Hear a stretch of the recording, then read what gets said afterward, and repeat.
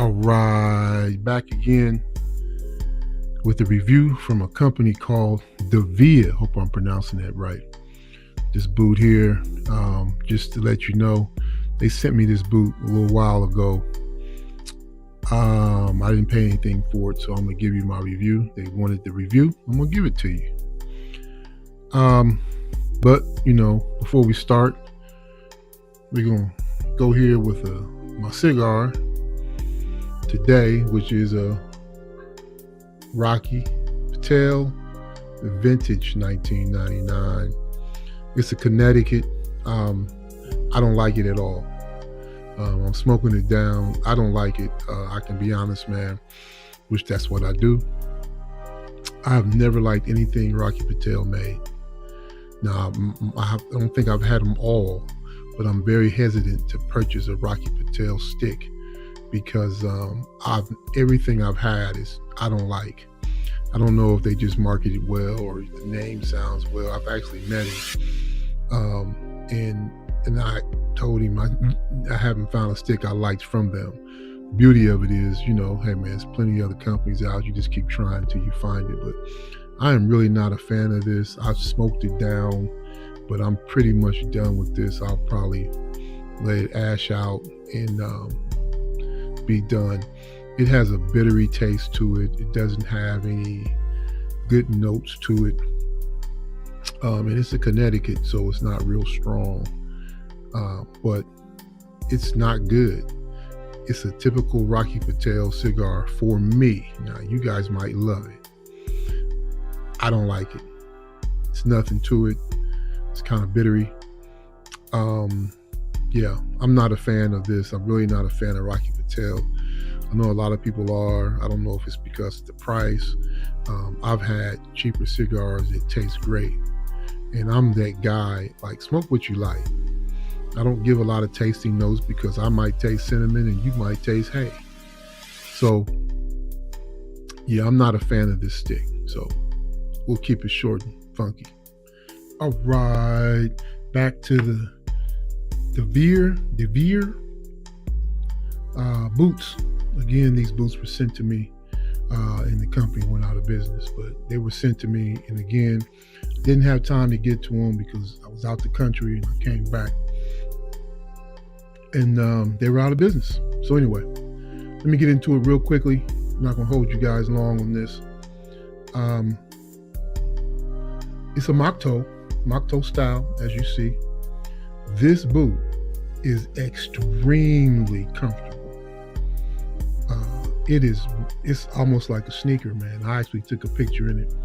I got one of my models to play basketball and I took a photo, and he even said like he couldn't tell it was a boot. It didn't feel like a boot. So that's a plus side for it. The sole here, as you can see here, I don't think this will last. It's really soft. It's a really soft sole there. I don't think it'll last if you are on cement all day and if you're a rugged work environment. I don't see this as a rugged work environment MocToe. I see it more as a casual, you can work in an office or, work inside, non-rugged employment, or just, hey man, you want to make a fashion statement. I see that with these. Sizing. When I spoke with them, I told them, I'm a true 13 branded. They said, well, hey man, our shoes are true to size. Well, when I took it out the box, I was like, this boot looks like a boat. It doesn't fit. So it might be a half a size off, large. So I had to take the pads out and add a pad. I'll show you that here in a second. To make it fit. Then when it did, it actually felt comfortable. So these are the pads that come in it. Now my good buddy at the Shoe Snob, Fitzpatrick, he'll tell you, like, if you get a pad and it's cushy, over time it's going to go flat. It's going to go flat and it's not going to be any good. Well, this is a cushy pad. It's very cushy and spongy. So, and he'll tell you, he was like, look, man, over time, those kind of pads will go flat and not work. And this is the pad. Now, I have wore the shoe, but this is how it came. And we'll talk more about that. So what I did was I took a pad like this you can get from Walmart. I stuck it in on the bottom. And I did like that with it. And it felt comfortable. It felt real comfortable, man. It was soft and, it was the most comfortable MocToe I think I've ever had. But I wouldn't do any kind of rugged work in it. Now, off of that, inside the boot, this is, I believe it's a veggie tan in there. Okay. The lining is supple. It kind of reminds me of a Beckett Simonon lining. It is very supple in there, and it feels good to the hand. Now, I normally wear merino wool, thick merino wool socks when I wear boots. I'm very, into that. So with these being the size, I definitely would wear those. But you don't feel the lining on your feet at all. Okay, you just don't. And the more I move it, I don't know if you can pick it up on camera. It looks like, yeah, I can pinch that lining and pull it away from the leather. So I can pinch that and pull it away from the leather. Another thing is, now you don't feel it as much because I wear the deep, thick merino wool. This seam here, all the way down to the heel, I can put my hand in there and I can feel that. So if I didn't have those thick socks on, this would drive me nuts. Okay, because you could feel that. But the leather lining is all the way through. It feels good. You got some rough out here on the heel, so you won't get heel slippage. Now let me show you what I discovered when I took the pad out. So when I took the pad out, look down in there, you can see that where the heel is split. Where the rough out is split. Not good. Then there's some other little issues down in there. There's like some glue down in both of those that you can see. Looks like something's been burnt down in there. Not good. I mean, for a brand new shoe, it's not good. The biggest thing for me is just that tear right there on the heel, where your heel sits down in there on the rough out. So let's just say, I was going to wear this shoe and it was my shoe. It was my daily driver shoe. Over time, that's going to split. And then what? So I would not jump in puddles or kick dog shit with these. But they look long on my foot. They look like boats. The stitching on it here, it's a true MocToe because it has a patch here in the apron. It's all stitched right across there, okay? But it's horrible. Look at the frays on the stitching. Even the stitching is kind of uneven. Now, okay, well, you're splitting hairs. Well, yeah. So, this doesn't even look the same as that. You can look right there, right down in there and kind of see that.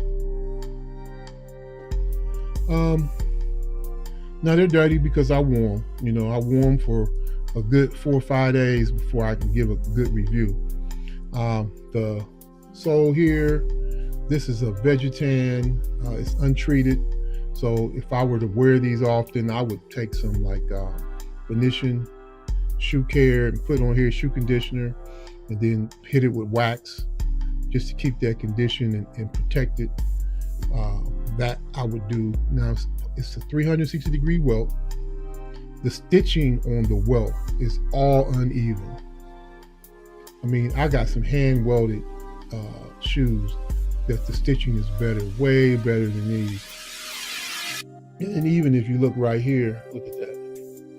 You can kind of see right there, the stitching is bad on it. They talk about, hey man, it's a good value. Well, I always say a good value is something that's you're paying a decent price for and it's going to last forever. It's not a good value if it's inexpensive and it breaks down. That's called cheap. Okay. A good value is something that's affordable that will last forever. Customer service. When I dealt with them, the customer service was okay, but let me talk about customer service since we're in this online market today. Customer service. I believe customer service, the best customer service is when I don't have to talk to anybody. When I call or make my order, it comes on time and it works. To me, that's the best customer service you can ever have. Now, since we have online markets, well, if I go online, look on your website, I get all the information I need. Your contact information is not buried. That's also good. I've heard me in the past talk about Thursday Boots and talk about how good their customer service is. Well, it's not the best I've ever had. Why? Because I had to use it. Now, when I had to use it, they answered my questions and came through in a timely fashion. But to me, the best customer service is when I never have to call you. When my shoe or product came and bow, everything worked. That's the best customer service. Okay? Because the company values my time.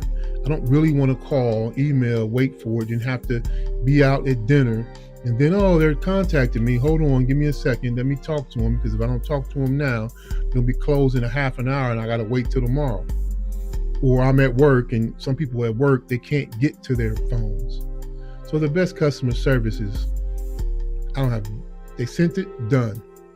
So with this boot, there's some issues. The stitching, this is airline leather. So, okay. If you look here, it looks like it's like the leather has the measles, for lack of a better term. It looks like it has the measles or some kind of rash just here, okay, on the shaft area, on both boots. Now down here, I don't see that. But on the shaft area, I don't know how they clipped it, but it looks that way. Now I know it's supposed to show the grain of the leather, but that's not grain. And if I'm wrong, I'm wrong. But I can only speak on what I know. So that's horrible. Okay, that's horrible. Now, yeah, well, hey man, the shoe's under 200 or under 150. I think at one point it was. So it's my 150. It's my $89. It's whatever it is. If this was not on the picture, don't send me that. So that's a knock for me. Hope you can pick that up, but it's on both. It's on both. So maybe it was bad cut leather or whatever, clipped leather. I don't know, piece of a leather. My good buddy again, the shoe snob. I like using him because he keeps it real. He talks about how companies, it's hard for them to get good leather. Especially the ones that are trying to give you an affordable shoe. Some companies can, he said, most can't. So maybe this was the reason why they went out of business. I don't know. I really don't want to see any company go out of business. People have family and they need to take care of. So I never want to see that. But, quality always helps. Quality and value in any order. So that's that part. What else is it with the boot? Oh, I also was told that they're supposed to be rebranding, so they might be coming back out, with under a new name. I don't know.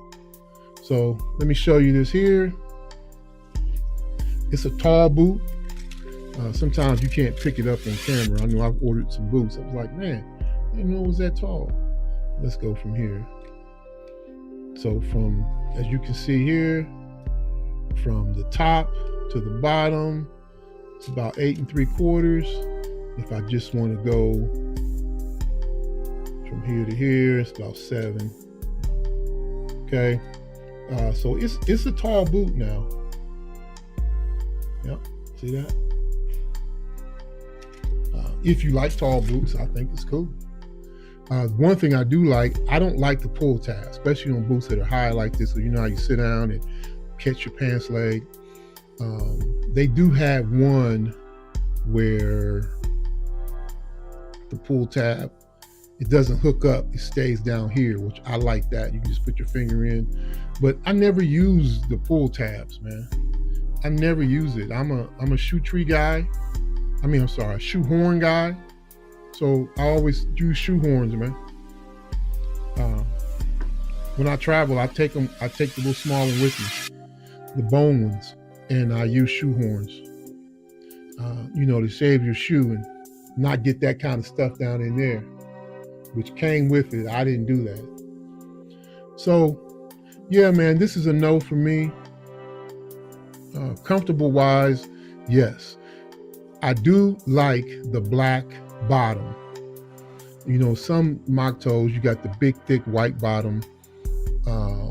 It's cool, but I like the option to have black, just to be different, more stylish, I would say. But I like that option to have black. Now, I do know they had like a suede version, some green like that. I would love to try that one. But no. Almond shaped toe, good. It's not real. You see some MocToes, man, they're like, to me, like a Big Mac. I don't have that kind of foot. My foot will swim in that. So I do like, a low profile MocToe. It looks like here it's probably a plastic or a fiberboard in there. Right now it's pretty firm. And even on the heel. So it's going to stay puffed up pretty good. It's a fiberboard or something in there. From here all the way across, it stops about right there. So that'll probably stay puffed up pretty good. Shoestrings or puffy shoestrings, remember we used to take these and push them back in there like that and let them hang and be decorative. You guys might remember that. If you guys remember doing that, put it in the comments. Push them all the way back in there and let them hang. If you didn't want to tie them up. Another thing I do like, I don't like those extra long shoestrings where you wrap them around and tie them again. I literally cannot stand that. I don't need all that shoestring. And for me, that little bit right there is not going to do any good. This goes way up your leg, so when you tie it in, it locks it in. Now, your foot does feel secure in here now. Okay, your ankle and everything does feel secure. It's really not a lot of break-in time. It's not a lot of break-in time. Okay, there is some break-ins you got to happen because this vegetan leather insole here in the welt, this welt, vegetan welt, it's got to break in the leather insole there. It's got to break in, but it's so comfortable. And then this part here has got to break in too, wear it real tight on your foot. But I don't recommend this, and they're out of business. I don't recommend this. There are other brands that are better.